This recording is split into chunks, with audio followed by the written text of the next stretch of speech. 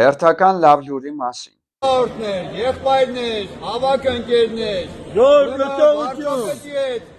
պայմանավորվեցինք, ինչպես ինքը նշեց, կդրվի բաց քննարկման հասարակության։ Սիրելի Արցախից, Լեռնային Ղարաբաղից բռնի տեղանված հայրենակիցներ, երկուշաբթի օրվանից կարող եք գրանցվել առցանց, դիմել առանց քննություն հանձնելու նպատակով ստանալ ձեր զրկված վարորդական իրավունքը, թվային կամ պլաստիկ տարբերակով։ Օգոստոսի 2-ին բանկային բարեփոխումների, դահակայի տուժտուգանքների հարցերով Ազգային ժողովի աշխատակազմի ներկայացուցիչ Տիկին Խաչիկյանի հետ հանդիպման ժամանակ ես բարձրացրել էի նաև Արցախից բռնի տեղահանված, վարորդական իրավունքից զրկված մեր հայրենակիցների խնդիրը։ Իմ խորին շնորհակալությունն եմ հայտնում բոլոր վարորդների անունից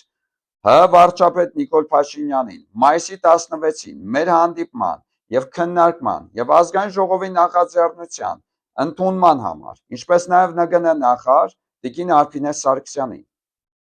Շնորհակալ ենք։